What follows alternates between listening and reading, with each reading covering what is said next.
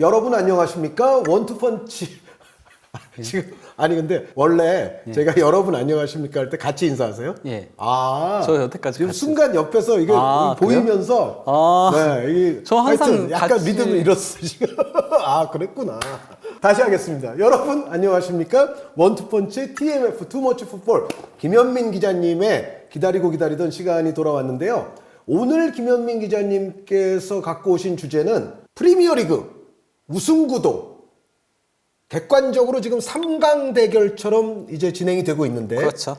3강들의 허와 실을 김현민 기자님의 특유의 정밀한 스탯으로부터 또 살펴보는 그런 시간을 갖도록 하겠습니다. 그래서 결과론적으로 아마 김현민 기자님이 맨체스터 시티, 리버풀, 아스날 이 세 팀에 관해서 이 팀은 이래서 우승할 확률이 높고 하지만 이런 약점 때문에 우승을 못할 확률도 있고 또 저 팀은 어떤 이유로 우승을 할 것 같다, 우승을 못할 것 같다. 이런 이야기를 이제 리버풀, 맨시티, 아스날 이 세 팀을 가지고서 해주시는 아주 흥미로운 시간을 갖도록 하겠는데 먼저 지금 김현민 기자님께서 보여주시는 거는 가장 따끈따끈한 뉴스입니다.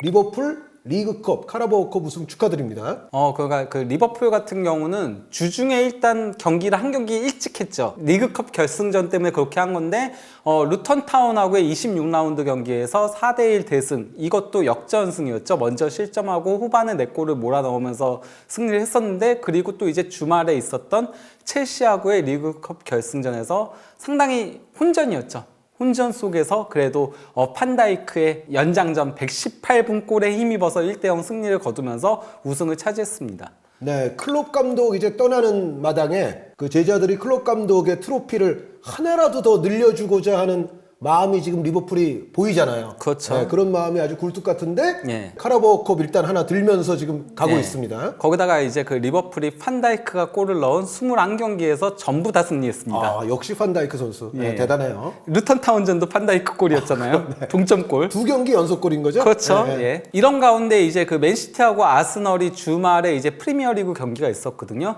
맨시티 같은 경우는 본머스 원정에서 이거 다소 고전하긴 했어요. 하지만은 이제 포든의 선제골에 힘입어서 1대0 승리를 거뒀고요.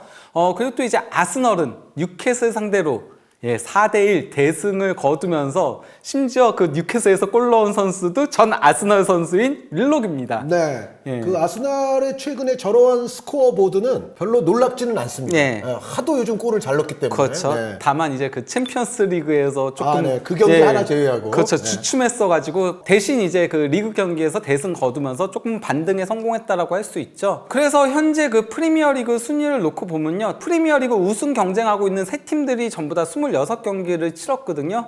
이런 가운데 리버풀이 승점 60점, 그리고 맨시티가 승점 59점, 그리고 아스널이 승점 58점. 정말 딱 1점 차이로 나란히 1, 2, 3위를 달리고 있죠. 네, 물론 이제 남은 경기 수를 고려하면 아스톤 빌라도 그렇게까지 멀리 떨어져 있는 건 아니고, 그렇죠. 또 토트넘의 경우에는 지금 한 경기 어쨌든 덜 치른 게 있기 때문에 네. 뭐 저 두 팀도 완전히 뭐 제외됐다라고 말하기는 조금 어폐가 있을지 몰라도, 그렇죠. 그래도 일단 지금의 어떤 전체적인 페이스나 모든 걸 봤을 때는 네. 세 팀 간의 우승 구도가 되리라는 예측을 일단 해볼 수가 있습니다. 네, 특히 이제 최근 페이스가 워낙 그렇죠. 뭐 리버풀도 4승 1패고 5경기 기준으로요. 맨시티도 4승 1무 무패, 아스널은 5연승. 심지어 아스널은 한 경기 더 있기 때문에 6연승이죠. 그렇죠. 반면 이제 맨유가 또 이제 상당히 최근에 기세를 올리면서 추격을 해 왔으나 지난 주말 이제 호일룬의 공백을 확실하게 드러내면서 풀럼한테 패했죠. 그러면서 맨유는 이제 기세가 조금은 끊겼다라고 할 수 있겠습니다. 그러면 먼저 현재 1위 팀인 리버풀의 좀 세부 기록들을 보도록 하겠는데요. 리버풀 같은 경우는 일단 뭐 경기당 팀 득점 2.4골로 1위고요. 아스널과 함께 공동 1위죠. 네, 그런데 아스날이 맨시티보다 평균 득점이 높다는 거에 있어서 이 뿌듯함과 경이로움을 느끼고 있습니다. 예. 네. 골득실이 아스날이 막 앞서가고 있어요, 지금. 골득실은 아스날이 1위입니다. 그러니까요. 세 팀 중에 물론 한 골 차이지만 리버풀과. 근데 저는 지금의 요 순위 구도 있잖아요. 네. 이게 아스날 입장에서는 사실은 바라는 바예요. 그러니까 저는 아스날이 이런 시기에 1위로서 앞서가는 걸 원치 않습니다. 앞서가다가 꼬꾸라지는 게 아스날이 한두 번이 아니거든요. 그렇죠. 역사적으로 네. 보면. 아스날이 앞서가는 상황은 그 아스날 팬들 입장에서는 엄청난 불안감을 줘요. 네. 아, 이거는 끝까지 그 힘이 유지가 안 될 거야. 분명히 나중에 가면 뒤집힐 거야. 이런 불안감을 주는데 저는 요 상태 정말 작은 차이로 따라가는데 골득실도 괜찮아.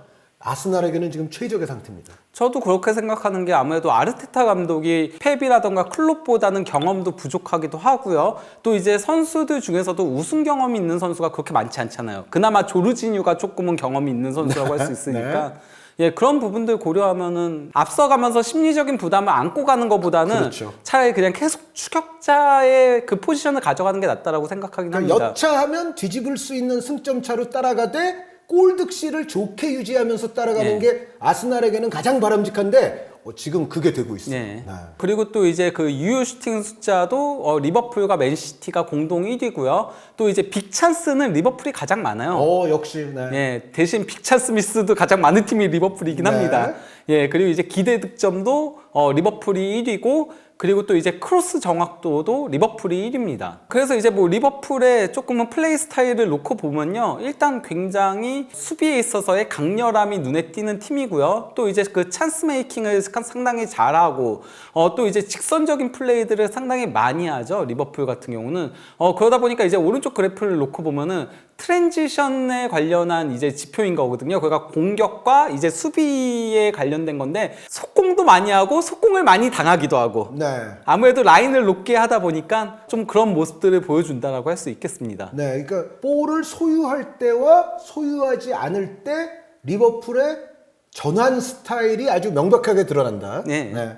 근데 이제 이번 시즌 리버풀의 강점을 놓고 보자면요, 득점 분포가 정말 다양하다는 거거든요. 그 이번 시즌 공식 대회 기준 벌써 5명의 선수가 두 자릿수 골을 넣었는데, 이게 유럽 5대 리그 팀들 중에서는 가장 먼저예요. 네. 역대 프리미어 리그 팀들로 놓고 보더라도 아직 시즌 도중이잖아요. 근데 벌써 5명이 이제 두 자릿수 골을 기록했으니까 이거 맨시티의 기록까지도 노려볼 수 있다라는 거죠. 그런데 이제 저렇게 될수록 우승할 확률이 높은 게 또 사실이죠. 그렇죠. 그러니까 네. 이게 두 자릿수 골을 넣는 선수가 다 고만고만하게 넘기면은, 그러면은 또 이게 확실한 득점원이 없다라는 지적이 나올 수 있는데, 리버풀은 그게 아니죠. 살라가 있으니까요. 그렇죠. 네. 네. 조타 선수, 누네스 선수의 골도 뭐 지금 단계에서 저 정도면은 꽤 많은 거고요. 조타 선수 같은 경우는 부상 후 상당히 많이 빠졌는데도 저만큼 골을 넣고 있는 거고요. 뉴네스는 물론 빅찬 스미스도 가장 많은 선수지만은 그만큼 기회를 또 많이 포착해내는 선수거든요. 네. 거기에 더해서 이제 리버풀이 교체 선수가 18골, 21개의 도움을 기록하면서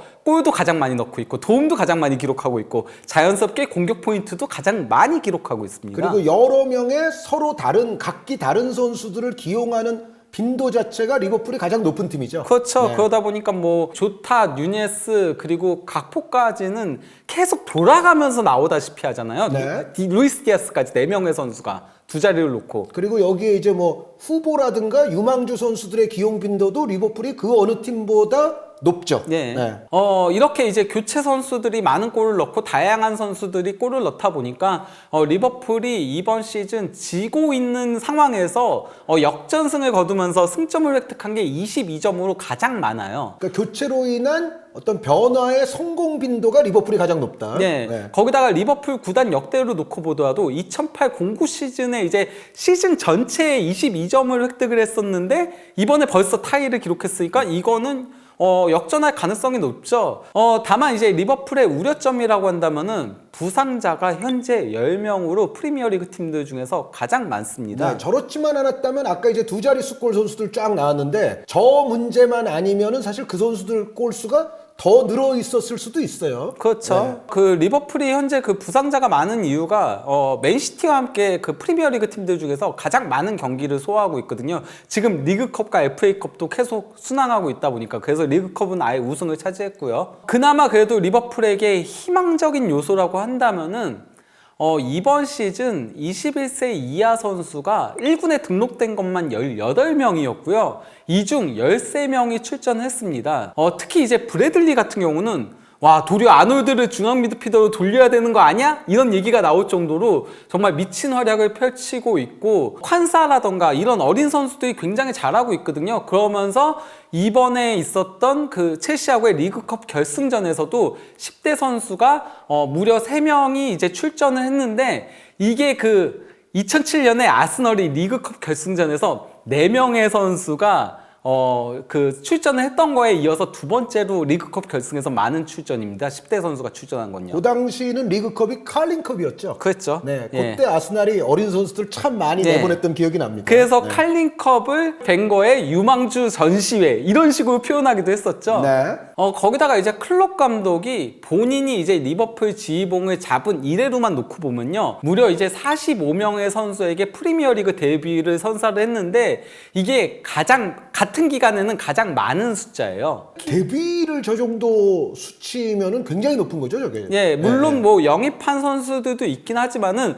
최근에는 유망주들이 굉장히 많다라는 게 또 눈에 띄는 부분이라고 할 수 있죠. 뭐 댄스라던가 백이라던가 브래들리라던가 맥코넬이라던가 콴사라던가 그리고 또 이제 도아크라던가 뭐 이런 선수들이 있습니다. 여기에 더해 이제 그 리버풀 같은 경우는 1월 26일에 클롭 감독이 이번 시즌 종료 후 팀을 떠나기로 결정을 했거든요. 안식년을 가지겠다라고 이제 얘기를 한 건데요. 그러고 나서 선수들이 더 동기부여를 받았는지 성적이 올라가고 있습니다. 클롭이 팀을 떠나기로 하기로 결정하기 이전까지는 공식 대회 23승 7무 3패, 승점 76점, 팀 득점 79골에 팀 실점 30골이었거든요. 반면 이제 그 클롭이 팀과 결별하기로 결정한 이후에는 6승 1패, 승점 18점, 팀 득점 22골, 팀 실점 9골인데요. 승률도 16%가 더 올라갔고요. 그리고 경기당 승점도 0.3점이 더 올라갔고요. 팀 득점이 0.7골이나 상승했어요. 네, 그러니까 클롭 감독에게 우승 트로피를 하나라도 더 마련해 주자라는 예. 선수들의 어떤 투쟁심이 좀 더 화끈한 경기 내용을 초래하고 있는 것 같아요. 네.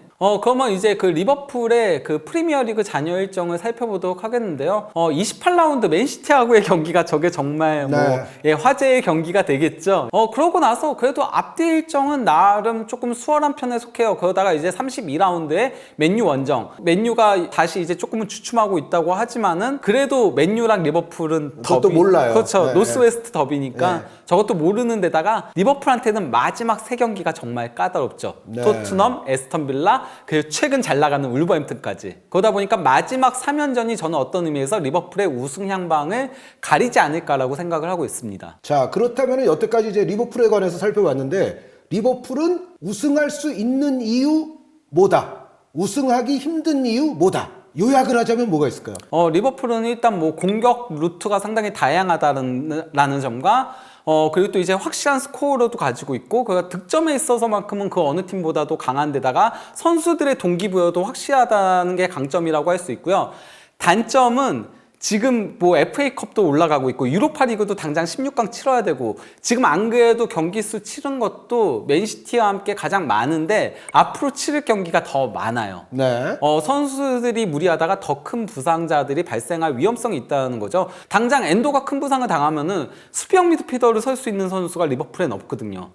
그런 조금 리스크가 있다라고 할 수 있겠죠. 그래도 유망주들을 비롯해서 또 쓸 수 있는 자원이 상대적으로 또 많은 팀이 리버풀이잖아요. 네. 그래서 잘 또 현명하게 극복을 하는 것도 가능하지 않을까 싶기는 한데, 그래도 조금 무리스럽긴 할까요?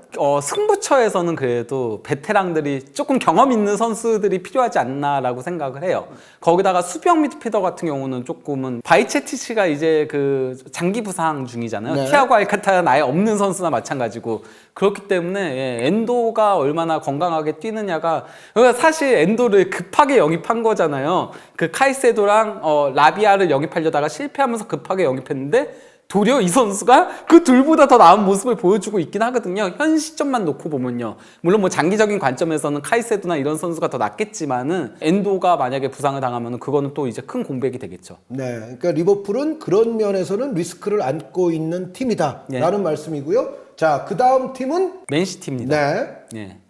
맨시티는 사실 세부 지표만 놓고 보면요. 1등이죠? 예. 네. 육각형이에요. 풋몹에서 나온 건데 평점도 7.34점으로 가장 높고요. 경기당 득점은 이제 리버풀 아스널보다 적지만은 0.1골 차이밖에 나지 않고요. 당연히 뭐 점유율은 가장 많이 기록하는 팀이고요. 이건 뭐 맨시티의 정체성이나 마찬가지니까요. 네, 근데 여기서 한마디 하고 싶은 말씀은 아스날도 다 탑3 안에 들어가는데요? 아, 근데 뒤에도 이제 아, 예. 또 있어요? 네.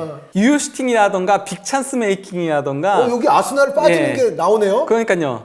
패스 정확도라던가 패스 정확도, 네. 그리고 애큐리트 롱볼, 네. 정확한 롱패스. 예. 그러면서 맨시티가 조금 더 큰 육각형, 아스널이 조금 네. 더 작은 육각형. 네, 리버풀은 조금 더 화끈한 형. 그렇죠. 네, 네, 리버풀은 약간 조금 이렇게 강점과 약점이 좀 보이는 그런 형이라고 할 수 있죠. 네. 그래서 이제 맨시티를 이런 그래프로 놓고 보면요. 정말 슈팅 퀄리티랑 수비 강도 정도만 조금 떨어지고 나머지는 그냥 다 90%라고 봐도 돼요. 그런데 이제 올 시즌 이제 맨체스터 시티를 봤을 때 느끼는 점은 근데 뭔가 맨시티가 기대치에 비해서는 파괴력, 폭발력, 예. 뭔가 이런 게 조금 미진한 듯한 인상을 주는 시즌 아닌가요? 그렇죠. 네. 그러니까 뭐 그거는 공격 숫자가 너무 부족한 것도 있고 그러니까 또 이제 육각형은 육각형이지만 예, 그리고 혼란이 뭐 부상이나 조금 주춤할 때가 있고 또 이제 더브라이너가 장기 부상으로 빠졌던 게 크죠. 네. 더브라이너가 복귀한 맨시티는 또 다르긴 하죠. 근데 이제 그 맨시티 하면은 결국 펩의 봄이거든요. 사실 바르셀로나 시절부터도 시작해가지고 봄만 되면 미쳐요. 안 지죠. 사실 그러니까 봄에 포커싱을 맞춰요. 예. 이때부터가 중요한 경기들이 있다라고 생각해가지고 선수단의 그 리듬을 딱 봄에 맞춰서 이제 팀을 운영을 하거든요. 그러다 보니까 이제 그 맨시티 데뷔 시즌에도 마지막 17경기에서 10승 6무 1패였는데 이때가 그나마 가장 안 좋았던 시즌이었고요. 그렇죠. 데뷔 시즌이 가장 성적을 못 낸 시즌이죠. 그렇죠. 펩이. 그래서 이제 그 프리미어리그 5위에서 이제 3위로 그래도 순위를 끌어올리긴 했었습니다. 그리고 이제 2년차 때는 마지막 15경기에서 12승 2무 1패를 기록하면서 첫 프리미어리그 우승을 차지했었고요. 네. 이때는 그냥 1위를 쭉 이어갔다라고 보면 되고요. 또 이제 이거는 뭔가요? 다 3년차 이겼어요? 네. 예, 25라운드부터 38라운드까지 14전 전승. 야. 그러면서 2위에서 1위로 탈환에 성공을 했었고요. 펩의 4년차 때 이때는 이제 그 마지막 19경기에서 14승 1무 4패를 기록하면서 조금은 주춤했어요. 근데 그래서 봄치고는 좀 많이 졌네. 그렇죠. 이때는. 그래서 3위에서 결국은, 2위로 네. 순위를 한 계단을 올렸지만은 리버풀이 프리미어리그 우승을 하게 된 거죠. 네. 그리고 또 이제 5년차 때는 마지막 25경기에서 22승 3패, 6위에서 1위까지 순위를 끌어올렸고요. 이때가 네. 이제 코로나 시즌이다 보니까 봄이 좀 그렇죠. 한참 일찍 앞당겨지긴 했어요. 네. 그리고 또 이제 펩의 6년차에는 마지막 12경기에서 9승 3무 무패. 그래서 이제 1위를 쭉 이어갔던 거였고요. 그리고 지난 시즌이었던 펩의 7년차 때도 마지막 16경기에서 13승 2무 1패로 2위에서 1위 탈환에 성공했죠. 이게 네, 저 아스날에게 4대 1승. 그렇죠. 저런 걸 비롯해서. 저때 이제 순위가 바뀐 거죠. 근데 이번 시즌 역시도 12월 6일에 빌라 원정에서 패하고 나서는 최근 공식 대회 17경기 15승 2무 무패 행진을 이어오고 있습니다. 네, 무섭습니다. 펩의 네. 봄이 다시 시작됐다는 것이 완연합니다, 지금. 네. 네. 거기다가 부상자도 그바르디오 딱 한 명밖에 없어요. 네, 더브라이너 이미 돌아와 있고. 네. 그리고 또 이제 네이션스컵이랑 아시안컵에 나간 그게 선수도 없죠. 없죠. 네, 예. 기가 막혀요, 아주. 네. 거기다가 이제 더브라이너의 복귀가 사실 이 연승에 굉장히 크게 도움이 됐다라고 할 수 있겠는데요. 더브라이너가 이제 부상 복귀 후에 공식 대회 9경기에 출전했는데 심지어 출전 시간이 길지 않아요. 네. 굉장히 그가 조심스럽게 쓰고 있거든요, 현재. 그런데 이제 9경기에서 2골 6도움 459분 출전해서 이걸 올린 거거든요. 대단하다. 그러다 보니까 이제 57분당 한 개의 공격 포인트를 올리고 있는 더브라이너입니다. 다만 이제 그 맨시티의 아쉬운 점이라면요. 공격 자원이 6명이 전부예요. 그러니까 뭐 지난 여름에도 마레즈 떠났고 그리고 또 이제 긴도안 떠났고 또 이제 팔머까지 떠났는데 영입한 선수는 도쿠 한 명밖에 없거든요. 네. 거기다가 더브라이너가 사실 전반기엔 없는 선수였고요. 그리고 오스카봅은 어린 선수잖아요. 유망주잖아요. 아니, 그래도 아주 유명하지 않습니까? 네, 뭐 그러니까 나올 때마다 잘 하긴 하는데 그래도 과르디올라 감독이 조금 위기처에는 안 쓰더라고요. 네. 그러다 보니까 맨시티가 지고 있거나 비기고 있을 때는 교체 카드를 아예 쓰지 않거나 아니면 한 장밖에 쓰지 않거나 조금 그렇더라고요. 그 스타일이 어떻게 보면 과르디올라 감독의 좀 유일한 어떤 약점 중에 하나 아니에요? 차라리 좀 점유하거나 아니면 수비적으로 하거나 그런 교체들은 하는데 공격 쪽에서는 좀 오스카법도 쓸만한데 할 때도 승부처에는 안 쓰더라고요. 네, 조금 네, 여유 네. 있을 때만 쓰는 경향성이 있긴 하더라고요. 그러면 이제 그 맨시티의 잔여 일정을 살펴보도록 하겠는데요. 일단 당장 5연전이 조금 까다롭죠. 오는 주말에 맨유하고의 경기. 물론 맨유가 호일룬이 없기 때문에 저는 이건 맨시티가 이길 걸로 보이긴 하지만은 그래도 맨체스터 더비잖아요. 그리고 리버풀하고의 경기가 있고, 예, 뭐 브라이턴은 최근에 조금 주춤하고 있다라고 하더라도 아스널, 빌라 이거 조금 그래도 까다롭게 연전이 쫙 이어진다라고 할 수 있죠. 근데 아스날 입장에서도 무섭습니다. 네. 네. 봄의 패반입니까? 네. 네. 그리고 이제 34라운드에 토트넘. 그렇죠. 과르디올라 감독이 원정에서 한번 이겨보고 싶다고 했던. 네. 아니, 물론 FA컵에서 승리하긴 했지만은 그 경기도 조금은 간신히 이기긴 그렇죠. 했었거든요. 예, 그리고 또 이제 울버햄튼전도 조금 까다롭다라고 할 수 있지만은 그래도 토트넘 원정까지 1위에 올라선다면은 그러면은 뭐 맨시티가 1위 할 가능성이 상당히 높지 않을까. 맨체스터 시티는 일단 이제 최근 경기들을 좀 잘해놓고 봐야 된다. 네. 네. 그리고 이제 상대팀 평균 순위도 8.62로 리버풀보다는 불리하죠. 리버풀이 10위거든요. 네, 특히 이제 초반부에 상대하는 팀들이 이제 순위가 좀 높은 팀들이 많아서 더더욱 그런데 그러면은 이제 우승할 수 있는 점 그리고 어떤 점은 우승하기가 조금 힘들어 보이는 요소. 요거는 뭐가 있을까요? 펩의 리그는 믿어야죠. 아, 네. 네. 펩이 이제 그 프로 감독 지휘봉을 잡은 이래로 14시즌 동안 우승을 놓친 게 딱 3번입니다. 네, 그게 이제 바르셀로나 끝물. 예. 네, 그리고 맨시티 와서 처음. 예. 그리고 정말 리버풀과 엄청난 이제 투쟁을 할 때 리버풀에게 한 번 더 뺏긴 거. 그렇죠. 네, 그거 세 개밖에 없는 거죠. 그렇죠. 네, 네. 그런 부분은 맨시티의 최대 강점이라고 할 수 있고 또 이제 기본적인 경기력을 보장하는 부분에 있어서는 맨시티가 가장 안정적인 팀이긴 하죠. 그 안정성은 아까 보여주신 모든 지표에 있어서의 육각형. 예. 네. 다만 이제 그 맨시티의 불안 요소라면은 혼란이 터지지 않을 때 누가 터져줄 것인가. 그리고 더브라이너가 없을 때 지난 시즌에는 이제 균도안 같은 선수가 있었는데 이번 시즌은 벨실바도 사실 수비형 미드필더로 많이 뛰고 있거든요.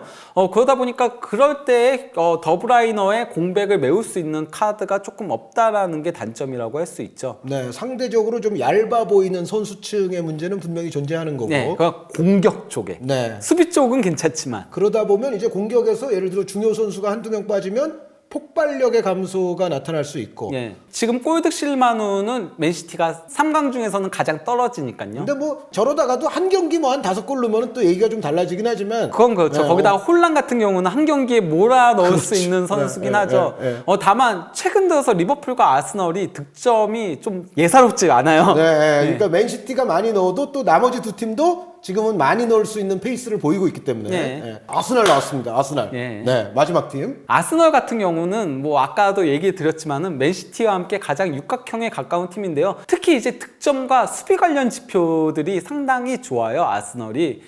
그러다 보니까 이제 뭐 최다 경기 무실점이라던가 클린시트. 그리고 또 이제 기대 득점도 상당히 높은 편이고 팀 득점도 리버풀과 함께 공동 1위고 그러면서 상당히 효율적인 경기들을 하고 있다라고 할 수 있겠죠. 거기다가 이제 아스널은 수비 관련된 지표는 프리미어리그 최강입니다.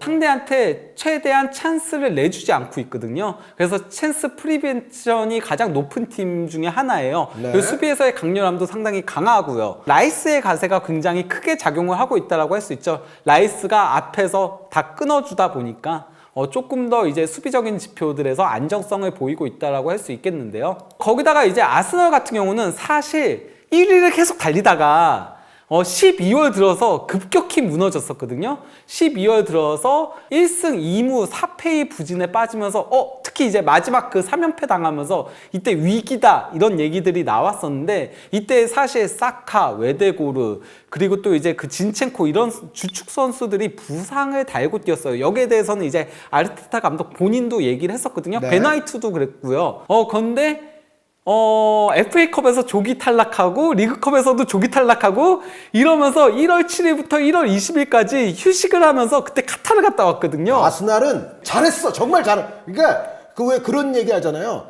그러니까 비극을 가장한 뭐 행복. 네. 네. 그러니까 뭐 절망을 가장한 뭐 희망 뭐 이런 그런 얘기가 있는데 저 아스날의 컵 탈락들은 네. 저는 사실은 그 비극이 아니라고 봤습니다. 네. 예, 예. 아주 잘했습니다. 네. 네. 꿀 같은 휴식이 됐습니다. 말 그대로. 그러고 나서 사카랑 웨데고르가 폼을 회복했고요. 마르티넬리도 폼이 올라왔고요. 네. 키비오르라던가 하베르츠 같은 팀에 적응하지 못하던 선수들도 팀에 적응하기 시작하면서 휴식기 이후에는 공식 대회 7경기에서 6승 1패인데 유일한 1패가 챔피언스 리그였죠. 네, 다만 이제 다른 컵은 버리더라도 네. 챔피언스 리그에서 요 단계에서 탈락하는 거는 전체적인 또 팀 분위기상 좋지는 않거든요. 그건 그렇죠. 그래서 포르투는 일단 극복하는 게 필요하다. 아무튼 그러면서 프리미어리그 6전 전승 25득점 경기당 4.2골 네. 말이 되지 않는 수치로 올리고 있는 거죠. 거기다가 이제 아스널이 원래 부상자가 좀 있었던 팀이었거든요. 근데 그 꿀 같은 휴식 이후 이제는 부상자도 딱 4명밖에 없긴 합니다. 다만 이제 부상자 4명이 수비 쪽에 조금 집중되어 있는 게 그게 조금 걸리긴 해요 지금. 네. 거기다가 이제 그 아스널 같은 경우 아까도 얘기 드렸다시피 이제 키비오르랑 하베르츠가 팀에 적응한 것도 상당히 큰 요소라고 할 수 있겠는데요. 근데 지금 8.5번 하이브리드 포지션. 네. 야, 9.5번에 이어서 이제는 8.5번이라는 용어가 또 나왔어요. 네. 예. 그러니까 중앙 미드필더지만은 실질적으로 9번 역할을 하는 선수들을 얘기하는 건데 하베르츠가 그렇죠. 그러니까 그 제수는 약간 가짜 9번처럼 움직이면서 포켓 플레이를 많이 하잖아요. 그러니까 네. 그 수비 라인과 미드필더 라인 중간에 사이에. 위치하는 네. 그 포켓 플레이를 많이 하는데 그럴 때 이제 하베르츠가 올라가서 공중볼 경합도 해주고 키핑도 해주고 그리고 침투해서 조금은 공격도 전개해주고 그런 굳은 일들을 많이 해주면서 최근 좋은 모습들을 보여주고 있는 거죠. 네, 사실은 아르테타 감독이 하베르츠 선수를 영입할 때 그 기대한 부분을 잘 해낼 수 있을까 의구심이 저도 사실은 의구심이 약간 있었거든요. 네. 그럼에도 불구하고 아르테타 감독이 하베르츠 선수를 데려오는 이유는 그거는 이해를 할 네, 수가 있어요. 그랬죠. 근데 그 이유를 요즘 하베르츠 선수가 어느 정도 이제 보여주고 있다. 네. 이렇게 볼 수가 있습니다. 그렇죠. 네. 다만 이제 그 아스널의 불안한 부분이라고 한다면요. 아니 요즘 그렇게 골을 많이 넣는데 왜 득점이 저거밖에 안 되지? 확실하게 득점을 책임질 수 있는 스코어러가 없긴 하죠. 그나마 그래도 사카가 최근에 또 골을 많이 넣으면서 2자릿수 골을 기록하긴 했어요. 하지만은 그렇다고 해서 사카가 살라나 홀란급은 아니잖아요. 네. 솔직히 말하면은 제수는 너무 골을 못 넣기도 하고 물론 뭐 부상 후 많이 빠지기도 했지만은 그래도 4골밖에 넣지 못한 거는 좀 심각하긴 한 거죠. 그리고 이제 트로사르는 슈퍼초코로 나올 때 더 많은 골을 넣는 선수고 선발로 나올 때보다는 그러다 보니까 전반적으로 이게 그러니까 강팀끼리 붙을 때 승점 3점을 획득하기는 조금 힘든 부분이 있다는 거죠. 아스널이. 그러니까 정말 절체절명의 경기, 절체절명의 상황에서 한 골이라도 짜내야 될 때, 네. 예, 그럴 때 확실한 득점력을 지닌 선수가 확실치 않다는 네. 거. 요게 조금 약점이 되죠. 도리어 아스날은 그런 경기에서 어떻게든 이겨낼 때는 마갈량이스가 골을 넣고 나갔죠. 제갈량보다 마갈량. 네. 어쨌건 간에 아스널이 현재까지 37경기를 소화하면서 맨시티, 리버풀보다 3경기를 덜 소화했고 앞으로도 덜 소화할 가능성이 높아요. 왜냐면 맨시티랑 리버풀은 FA컵도 그렇죠, 남아있고 그렇죠. 네, 네. 그리고 또 이제 리버풀은 유로파리그 16강 2경기 또 치러야 네, 되고 아직 안 했으니까요. 예, 네. 그러다 보면은 리버풀은 더 많은 경기들을 소화할 가능성이 높거든요. 맨시티도 마찬가지고요. 리버풀 상대가 스파르타죠. 예, 프라. 네.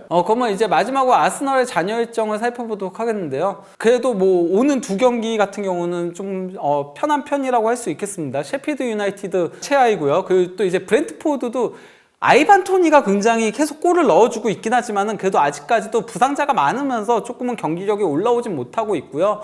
그나마 이제 첼시 맨시티전이 조금은 까다롭다라고 할 수 있겠고요. 조금은 까다로운 게 아니라 좀 무서워요. 네. 저 첼시 아직도 존중합니다. 예, 첼시 그래도 최근에는 조금 경기력은 올라왔잖아요. 그러니까요. 리그컵도 90분 경기는 저는 첼시가 더 잘했다라고 생각해요. 그러니까 첼시 팬들이 조금 더 화날 수 있는 그런 내용인 거죠, 사실은. 그리고 또 이제 32라운드 브라이턴전은 근데 브라이턴이 최근은 조금 그렇게 좋지는 못한 상태긴 하고요. 빌라, 울버햄튼, 토트넘이 까다롭죠. 빌라는 뭐 계속 잘하고 있고 울버햄튼 최근 기세 무섭고 토트넘 원정 경기는 토트넘이 이럴 때 또 이제 아, 북런던 그럼요. 팀의 예, 예. 발목을 잡을 수 있기 때문에 거기다가 또 이제 37라운드 맨유 원정이 좀 까다롭다라고 할 수 있죠. 왜 아스날이 제일 어려워 보이지? 근데 상대팀 평균 순위는 10.62로 가장 수월해요. 아니에요. 근데 저거는 평균 순위의 함정이에요. 예. 숫자를 무조건 믿으면 안 돼요. 예, 사실 그거는 그러니까 22 셰필드, 17위 에버턴 평균을 예. 깎아먹는 팀들이 있어서 좀 그런데 실질적인 체감은 왜 세 팀 중에 제일 어려워 보이지? 저는 맨시티가 그래도 가장 까다롭다라고 생각하는 게 맨시티 같은 경우는 리버풀, 아스날을 다 만나야 돼요. 그 우승 3강 중에 둘을 만나는 게 네. 분명히 뭐 핸디캡은 될 수 그건 있지만 근데 리버풀, 아스날도 어쨌든 맨시티를 한 번씩 해야 된다는 거는 어떤 무섭습니다. 의미에서 맨시티한테는 기회가 될 수도 있긴 하죠. 지난 그러니까요. 시즌처럼. 그러니까 자신들이 어떻게 보면 자신들의 운명을 개척을 할 수 있다는 점이기 때문에 네. 그럴 때 펩 시티는 무섭죠. 네. 예, 저는 그건 맨시티한테는 오히려 잘 된 걸 수도 있는 그런 대진일 것 같다는 생각도 드는데 네. 어찌됐건 그래서 마지막으로 아스날을 요약하자면 어떤 면에서는 아스날이 세 팀 중에 우월한 부분이 있다. 하지만 어떤 면에서는 이것 때문에 우승하지 못한다. 뭐가 있을까요? 저는 수비적인 안정감은 아스널이 가장 좋다라고 생각을 하고요. 거기다가 어쨌건 간에 뭐 그 일정적인 부분, 그러니까 대회들을 여러 가지 병행해야 되는 그런 부분에 대회의 있어서는 숫자 자체. 예, 아스널이 유리하다라고 생각을 합니다. 다만 이제 아스널의 우려점 같은 경우는 확실한 스코어러가 없는 게 과연 이제 그 맞대결에서 강팀들과의 맞대결에서 얼마나 힘을 발휘할 수 있을지 여부가 조금은 불투명하다라는 것과 경험이 가장 떨어지죠. 아무래도 우승도 해본 팀들이 이런 승부처에서 힘을 발휘하기 마련이거든요. 그래서 아스날은 이번에 따라가고 있지 않습니까? 네. 요 정도로만 따라가면서 막판에 승부 보자. 네. 이게 아스날에게는 좋은 구도긴 한데 어쨌든 지금 일정을 보니까 과연 이게 어떻게 될 것인가에 대해서는 뭐 역시 의구심은 존재하는데요. 네. 요거는 옵타가 예측한 프리미어리그 앞으로 남은 기간 누가 제일 유리하냐인데 맨시티네요. 네. 네. 그러니까 현재 순위는 맨시티가 2위지만은 우승할 가능성이 가장 높다. 근데 리버풀, 아스날 합한 게 35%인데 맨시티 65%는 맨시티에게 너무 신뢰도를 주는 거 아니에요, 저거는? 차이가 꽤 커요, 지금. 사실 네. 나머지 두 팀과 맨시티의 차이가. 아무래도 이제 리버풀은 부상이 또 많은 것도 예, 고려 요소가 아닌가 싶긴 해요. 반면 이제 그 아스널 같은 경우는 아무래도 경험적인 부분에서 가장 떨어지다 보니까 예, 이렇게 나온 걸로 보입니다. 그리고 리버풀은 2등할 확률이 두 팀에 비해서 압도적으로 높고 예. 아스날은 3등할 확률이 높은. 예. 네. 어쨌건 클롭 감독의 마지막 시즌이어서 개인적으로는 리버풀이 우승했으면 하는 바람이 있긴 합니다. 네. 아스날은 너무 못 해봤는데 좀 불쌍하지 않습니까? 다음 시즌 또 아니에요. 그 다음 그런 얘기를 많이 하면 안 돼요. 예. 딱 메이드가 됐을 때 그때 정말 해야 그게 기회를 잡는 거지. 예. 사실 그거- 다음이 어디 있습니까 예. 세상에. 아스널이 그러다가 20년이 넘게 되긴 했죠. 그러니까요. 다음 하다가는 이건 내일이 없어요. 오늘 또 흥미로운 주제를 가지고서 김현민 기자님의 또 3강 분석을 들어봤는데 마지막 뭐 총평이 있으시다면. 이렇게 그 3파전으로 우승 경쟁이 간 게 오랜만인 것 같아요. 그러니까 최근에는 계속 맨시티, 리버풀이 우승 경쟁하다가 지난 시즌 맨시티, 아스널이 우승 경쟁을 했었거든요. 근데 아스날은 뭐 막판까지 힘이 없었죠. 예. 그래도 어쨌건 2파전 어느 영상이었는데 순간까지, 네. 예, 근데 이렇게 3파전은 레스터가 깜짝 동화수고 난 이래로 처음인 것 같거든요. 네. 그래서 예, 그 어느 때보다도 우승 경쟁이 치열한 게 프리미어리그를 시즌 끝까지 보게 만드는 힘이 되지 않을까. 그리고 흥미 요소가 아닌가 싶긴 합니다. 네, 세 팀이 한꺼번에 끼어드는 경우가 근년에 흔치 않았다. 네. 그러한 어떤 아주 흥미로운 시즌 프리미어리그 지금 막바지로 점차 이제 치닫고 있는데 프리미어리그의 앞으로 남은 시즌 기간도 함께 즐겨주시면 대단히 좋을 것 같습니다. 여러분 저희는 다음 시간에 또 흥미로운 주제를 가지고서 다시 찾아뵙겠습니다. 대단히 감사합니다.